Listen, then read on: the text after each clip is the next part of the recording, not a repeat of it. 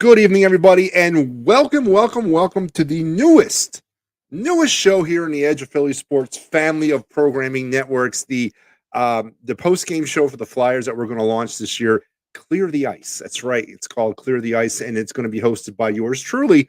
I am MattyB, and you may remember me from such podcasts of post game shows as the Fighting's Final, and of course my own show, Talking Philly Sports with MattyB here on the Edge of Philly Sports Network. And it is an honor and a privilege to have been selected to to champion the Flyers postgame show here on the Edge of Philly Sports Network, and I am looking forward to a fun 2022 and 2023 season. And you know what, folks? I did say that.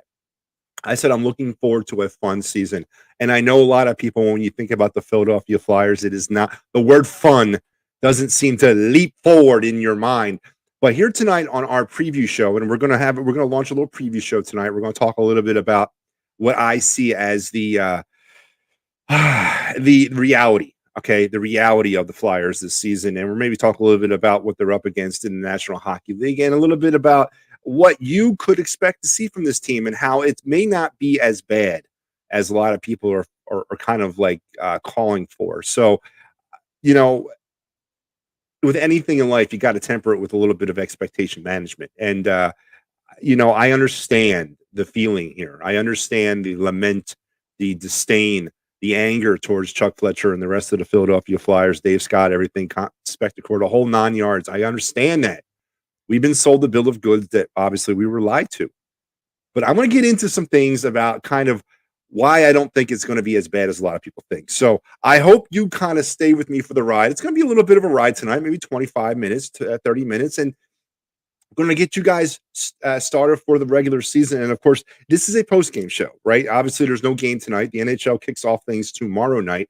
The Flyers play on Thursday, and they will be hosting the New Jersey Devils for their season opener. I will be coming on, or it'll be me and somebody else, depending on how we kind of go this season. And we'll do a traditional post-game show. We'll talk about the game. We'll talk about things that happen in the game. Again, traditional post-game show. And it's going to be for 82 games and hopefully more. Hopefully we take this thing longer and deeper into the summer and into the potential Stanley Cup. That's right, I said Stanley Cup. So not that I actually believe that, but you never know how things are going to work out. And hey, how you doing, Joseph from Florida? I that's great. I'm glad you're down there tuning in and enjoying EOP tonight. And he says, I hope I'm right. I don't know what you're hoping for. Or I hope maybe fun. Is that what you're saying I'm right with? Yeah, I hope I am too. But let's get started, shall we? All right. So first off, the Flyers are kicking off their 55th year of existence. Okay. 55 years. There's been a hockey team operating here in Philadelphia. And in those 55 years, the team has appeared in 8 Stanley Cup finals, right? 8 of them. 8 Stanley Cup finals. In 55 years, they've appeared in 8 Stanley Cup finals. I want that to sink in deep with a lot of people out there. 55 years, 8 Stanley Cup final appearances. And in those 8 Stanley Cup final appearances, we're 2-6, right? We're 2-6. And those were those cup years back in the 70s, 73, 74, and 74 and 75 when we won back-to-back. But since then, we've appeared in the Cup finals 6 times and are 0-6. So as we get a little bit more into this show, and we get into a little bit more of the state of the Philadelphia Flyers, I want you to remember this. I'm a Flyers fan. I bleed orange and black. When I was a little kid, hockey was hockey because of the Flyers. Brian Propp, Tim Kerr, Dave Poulin, Mark Howe, Pelly Lindbergh. Those are the guys that I grew up watching. Now, I'm a little bit too old for the Stanley Cup years, and I started getting into hockey right there in the mid-'80s when they started getting good. Matter of fact, I remember the one year where they wore pants. All right. That was like 82, 83. That's how old I am. But in 55 years, 8 Stanley Cup final appearances, right? That averages out. If you do the math, that averages out to 1 Stanley Cup appearance every 17 years. Again, I want this stuff to resonate and pay attention to this. 1 Stanley Cup finals appearance in every 17 years is what the Flyers have averaged over the last 55 years. Now, if you know anything, if you know any Stanley Cup mythology or Stanley Cup lore, you know that each team, when they win the cup, they get a panel. Everybody on the team and part of the team gets a panel on the Stanley Cup. And that panel stays on the cup for 50 years. And it works its way up the cup or down the cup. However, I don't know where they actually put it on, but it works its way around the cup. And it's on there for about 50 years. If you do the math, folks, the first Stanley Cup championship team was 73 and 74. They're entering their 49th year on the Stanley Cup. So at the end of next season, they will come off the cup. And at the end of the season after that, the other team will come off the cup. So in about 3 years' time, the Philadelphia Flyers will no longer have representation on the Stanley Cup. Let that sink in a little bit. Okay. Now, I say all this to tell you that currently in town, we view the Flyers as a dumpster fire. We're viewing the Flyers as a misconstructed, misadventured corporate-run mess by Dave Scott, Chuck Fletcher, and I guess you can throw Torts in there now too. But I tell you something different. I want to tell you that the Flyers are just a misrun team, not a dumpster fire. And I'm going to tell you that I feel very passionate about what I think is going to happen to the Flyers this year. And let me get into that right now. So this summer, we were all waiting on bated breath, waiting on edge to get our hands on Johnny Gaudreau, getting our hands on Johnny Hockey. Johnny Hockey was going to come home. He was going to spread his wings from Calgary, return to his South Jersey roots, and take his position in the Flyers organization alongside, the kind of complete the circle of where he started out his hockey career as a youth playing in the Flyers youth hockey system, right? And then we were all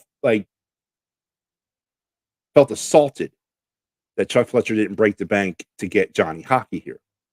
The question I have for you is, what bank was Chuck Fletcher supposed to break? The team was over the cap, or right around the cap. The team was not prepared to take on a Johnny Hockey. The team was not prepared to place him on this team. One, he doesn't fit here. And I know that's going to be a hard revelation for a lot of people to understand. Johnny Hockey does not fit on this current team. And by the time this team gets to anything semblance of a contender or a Stanley Cup contender, Johnny Hockey's time will be well past. So Johnny Hockey not coming here was not a misadventure, or was not a mishandlement of it by Chuck Fletcher. It was very smart, because Johnny Hockey doesn't fit here. And you might be saying, well, I don't understand what you mean. You don't know what you're talking about. Oh, I do. I think the problem stems from last December when Chuck Fletcher and Dave Scott came up there on the dais. I think it was the day after they fired AV. And they said, I have a blank check. I'm going to fix this. We're going to get it right. We're going to get the thing going in 2 or 3 years. That was a criminally negligent statement for Dave Scott to say. There is no such thing as a blank check in professional sports. No such thing, especially in the National Hockey League. The Flyers are stuck in cap hell for at least 1 more year. So to make that comment, I think set the fan base down the wrong road. The proper comment should have been, we've made some mistakes. We've made some bad decisions. We're not a good hockey team. We are going to try to be a better hockey team.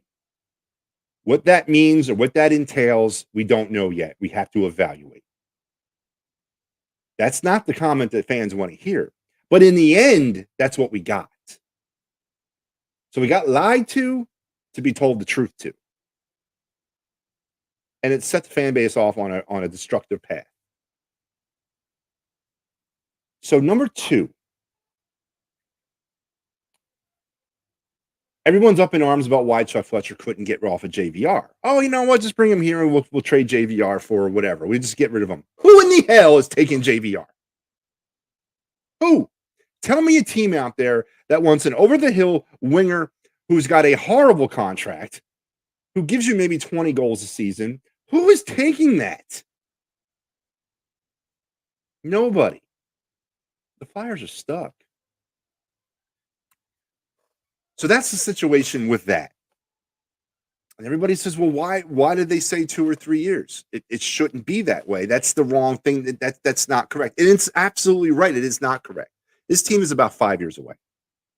from becoming a cup contender. And it's a hard pill. It's a reality check. It's a hard pill to swallow. The dictionary defines the word optics as the way in which an event or course of action is perceived by the public. So the optics of Dave Scott saying, "I have a blank check. We're gonna fix this. We're gonna do what we have to do. We're gonna get this thing rolling in 2 or 3 years," was wrong. It was a corporate answer. That's the wrong thing to say. So the Flyers are in a situation where they had nothing really left to do but what they've done. 5 years, 17 years since last month. There you go. That will average out, Big Al. That will average out. In the next 5 years, the Flyers will be back in the finals by math. So when we look at the players that we did bring here, Justin Braun, Tony DeLangelo, with DeLorean. When you look at those players, Tony Grosneck, those bottom C-level free agents, and then we'll talk Tony DeLangelo here in a second. When we look at those players, everyone's saying we're set off in the sea of despair, and that is not far from the truth. We are. These players were brought here to round out the roster. The roster is this. The roster is Morgan Frost. It's Owen Tippett. It's Wade Allison. It's Tanner Lazinski. It's Scott Lawton. It's Cam Atkinson. It's those players. That is your core. That's what we're riding and dying with this year, for good or for bad. Then you infuse the youth. You infuse the players that you want to bring here that have been languishing in our system over the last few years, who have not had an opportunity to show what they have, what worth they have to this system, because this is where we are. 3 years ago, we went down a road with AV. We had a core: Voracek, Konechny, Giroux. That core was given some youth. It didn't work. Now, unfortunately, we don't know what the youth is, and we don't have a core. We're not an aggressive retool. We're an aggressive rebuild. So starting this season, starting this Thursday night, the aggressively rebuilt Flyers will start down a path that should not take them to many more wins than they were last year, but a path that should take them to a route of discovery by the end of the season. We will know what we have in Morgan Frost. We will know what Travis Sanheim is. We will know what Wade Allison, Owen Tippett, Scott Lawton. We will know for sure who these players are by the end of this season.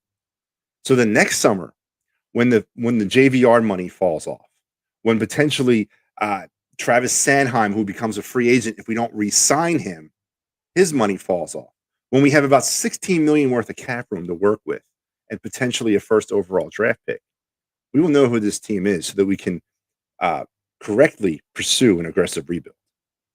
So as we start this season, folks, there's a lot of hate and a lot of vinegar and a lot of venom pointed at the Flyers right now for rightful reasons. We were lied to by the Flyers. But I say it's a dawn of a new era. It's a dawn of just a fresh start for this team. We are at square one. And that's maybe what the hardest part for a lot of people to understand is we're at square one. It's going to be bad. But at least now we know the direction of this team. The direction is to figure out who we are. And that's how you acquire an identity. Once you acquire that identity, that's when you can go around and start building a winner. So the reality is we are a bad hockey team. But the reality also is that our management team has finally decided to blow this thing up.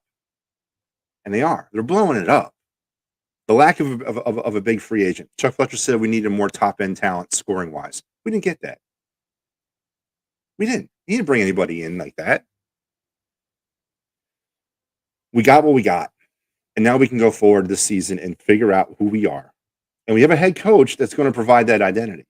John Tortorella has given me a really interesting perspective on this team. And there's definitely things optically about John Tortorella, God, that we should really cherish here. We want these players to be held accountable. He's going to do that.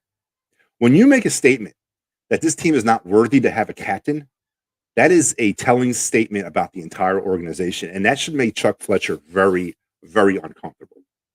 To say that every player that's been in this organization before Tortorella arrived is not worthy to wear the C, that's a damning friggin' statement on your organization. What was going on in that locker room before when Claude Giroux wore it? What was going on there? But to say you're not going to name a captain because you don't think anybody's worthy of it, man, that's some hardcore stuff. But that's what we need. Isn't that what we've been calling for and clamoring for?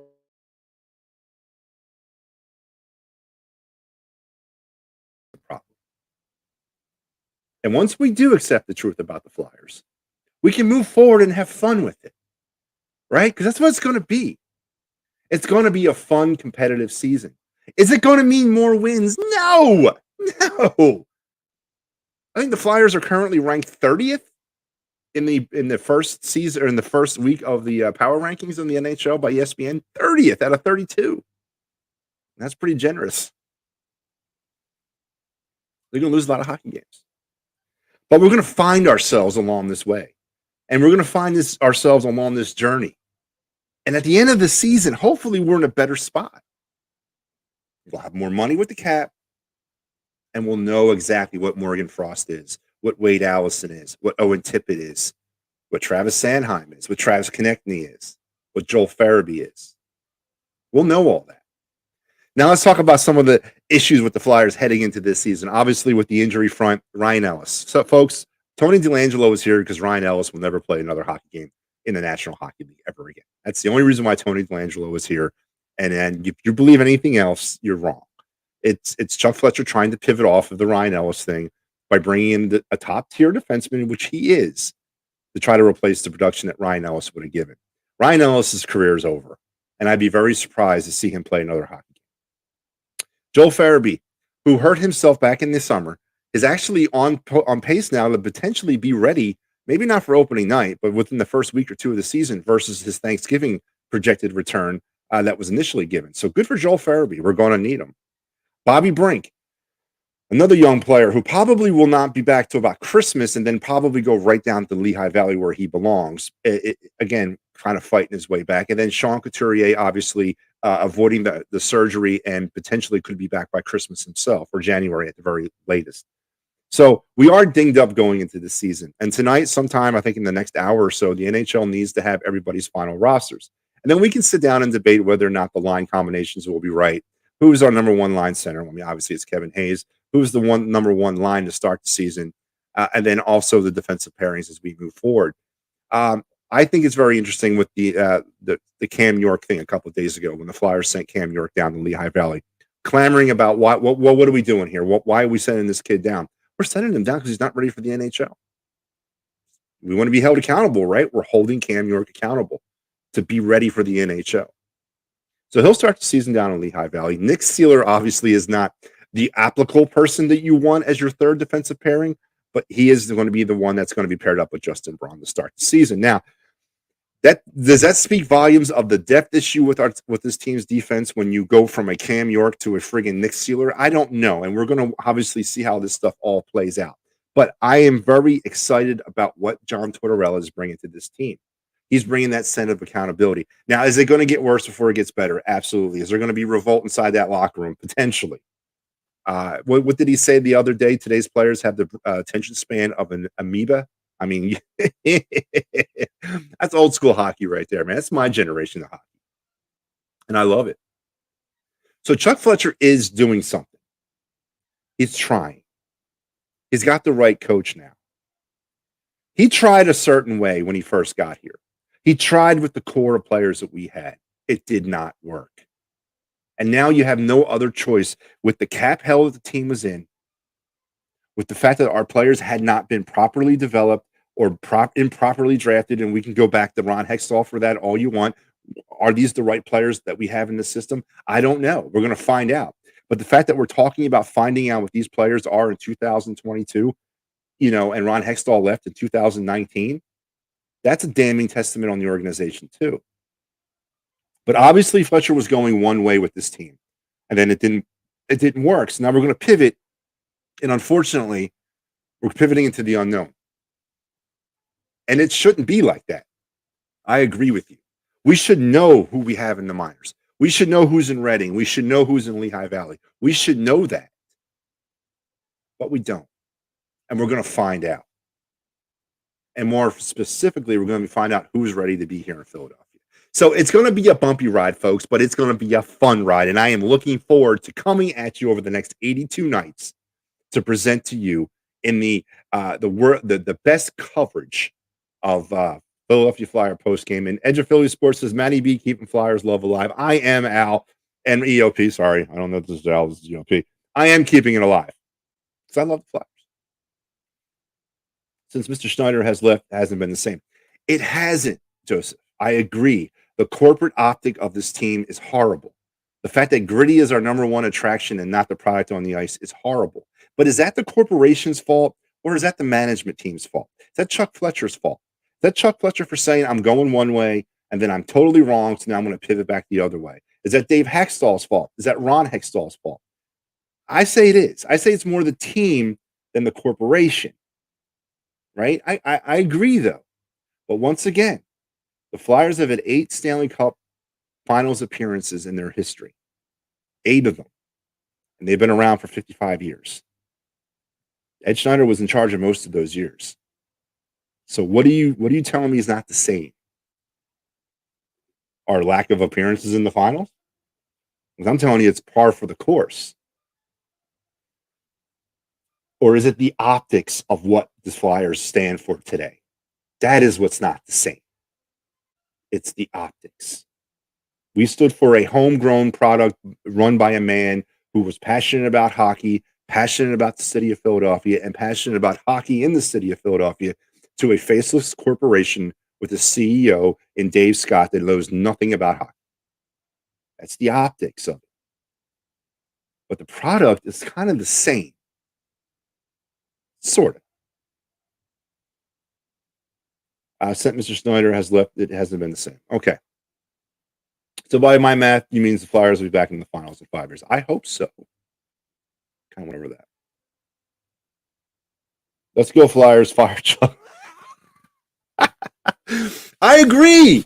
I think this is definitely the last year of Chuck Fletcher, but I'm going to tell you, I'll drop some more knowledge on you guys about why I don't think Chuck Fletcher will get fired. So let's go into that right now. So obviously when you're given the opportunity, because there had to be some selling at some point to Dave Scott. Hey, we're going down the wrong way. Okay. Maybe Chuck fell on the sword. Said, listen, I thought AB was the guy. I thought we could squeeze something out of Giroux, Voracek, and Konechny, and Provorov, and who was the dude we brought in from the Capitals, the 1-year guy that retired and then totally destroyed the defense. You know what I'm talking about, the defender. Somebody put the name up in the stream. You know what I'm talking about. We can squeeze out of that, right? We can go deep with that group. We can win a potential Stanley Cup with a young Carter Hart kind of stewarding the ship, right? But it didn't work out. It fell apart because we didn't know what we had down there in the minors, and maybe we didn't have adequate players to begin with. I don't know. So now he had to sell the idea of basically starting over, saying, listen, we're not going to go out because I don't have the money to go free agency. I'm not selling off the team yet because I don't know what these players are yet. I can't sell them off because I don't know. We got to find out who these kids are. So I'm going to sell you this fucking bill of goods. We're going to run out these kids. We're going to play this type of hockey. I'm going to bring in this disciplinarian, fire-breathing head coach, and we're going to build an identity this year. So please let me do it. To me, that's just too much of an investment for Dave Scott to make. Too much moving pieces for Chuck Fletcher to be in charge of for just 1 more year. I expect him to be here for at least 3 more years before he'll get fired. And that's just the reality of it, because that's the way hockey works. You're not going to go into this. This is a massive overhaul. It doesn't look like it potentially on the surface optically, but it's a massive overhaul to what's going to be happening behind the scenes with that team right now. Everything from the way they do their business every day inside that locker room. Hockey is a very routine, structured sport. Players know what they're doing at the very minute of every day. And the culture inside that dressing room is like something I've had the opportunity to work inside of a professional hockey clubhouse before. and it's a weird tribal hierarchy, and it's very weird, but it's definitely very poignant and very prominent. So there's a massive behind the scenes overhaul going on how the Flyers conducted business, and it wasn't working in the past. It wasn't. And I don't know if it's going to work now, but I guarantee you it's going to change. And a lot of players are not going to probably stay on. I expect a few to fall off. I expect a few to demand to be traded. I expect a few to get traded because they just can't handle this. But when you go down this road as a general manager and you sell this to your owner, it's not going to be a 1 year fix. And that's definitely need to be understood right now. We're looking at about a 2 to 3 year fix before things can start turning around in the right direction. So Chuck Fletcher's here to stay, unfortunately, in my opinion.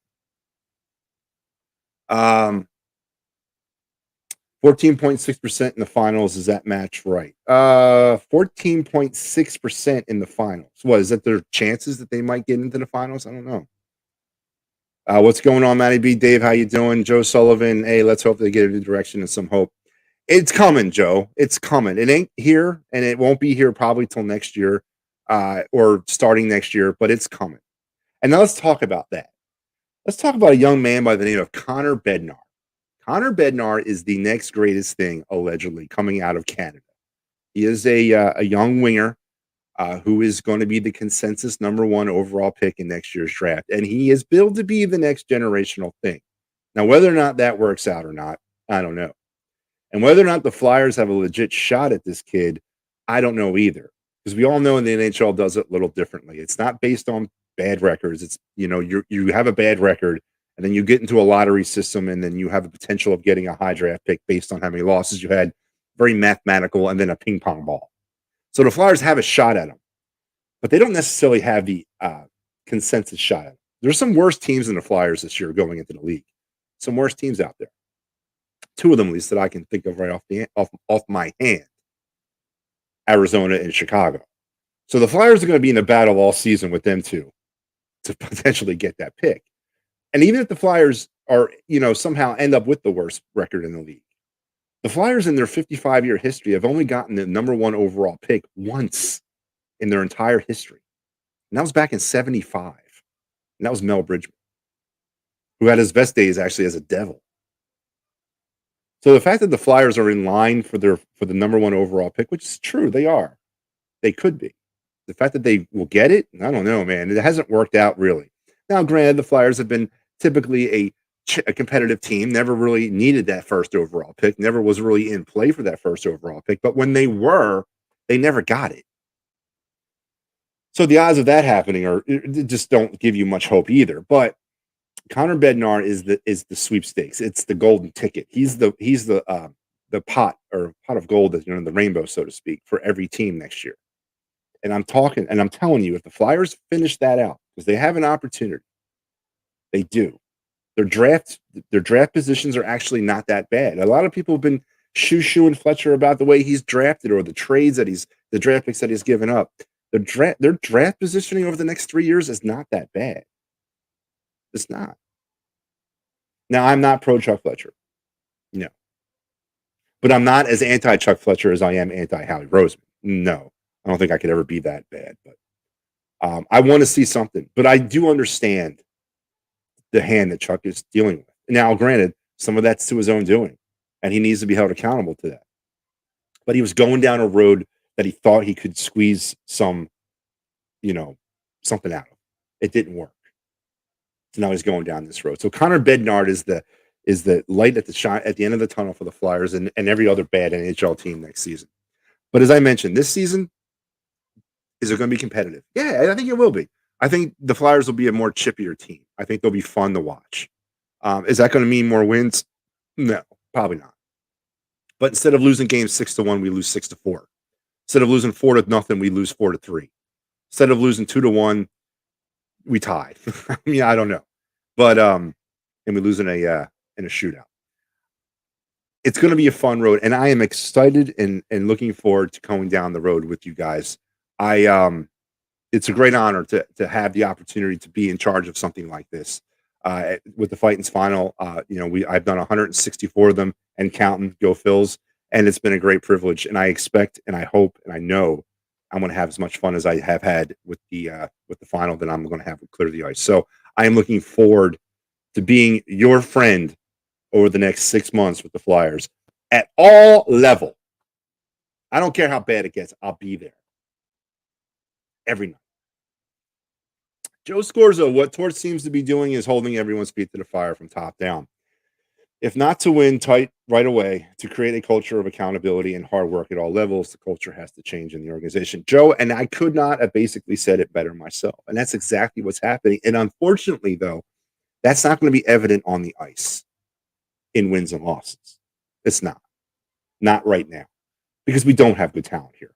We have a lot of like middle of the road stuff. We don't have any elite players right now in this hockey team. And that's just the bottom line, too.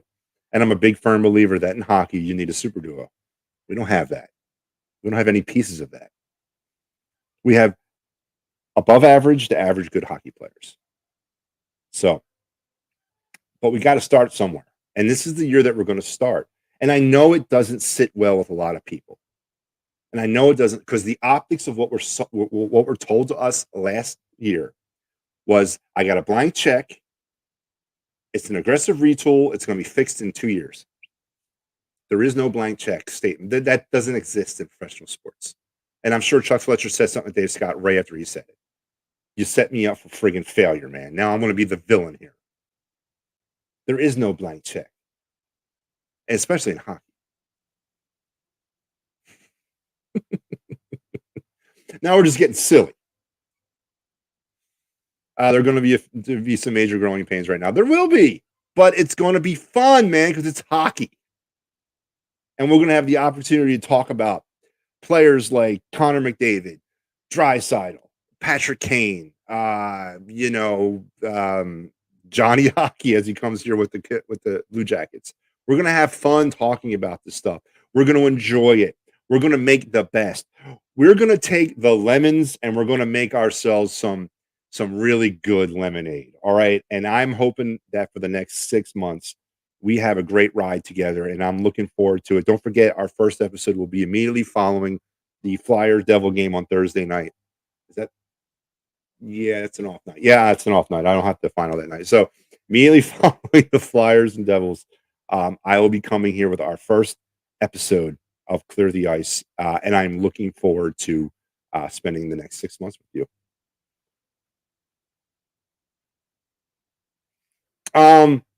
Yeah, Joe. So the little secret out there for you guys who are wondering if there's a lot of yeah, I agree. ESPN Plus has every game. Every single game the Flyers play will be on ESPN Plus. Just trust me, it will be. But yeah, so that's going to do it for me.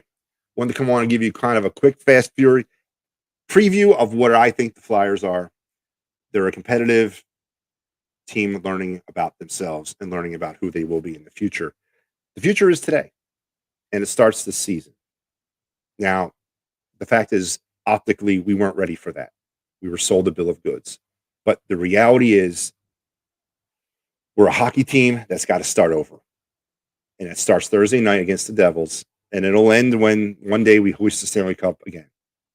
And hopefully I'll be there for that. And so will you. So until we talk again on Thursday, you guys take care. Go Flyers.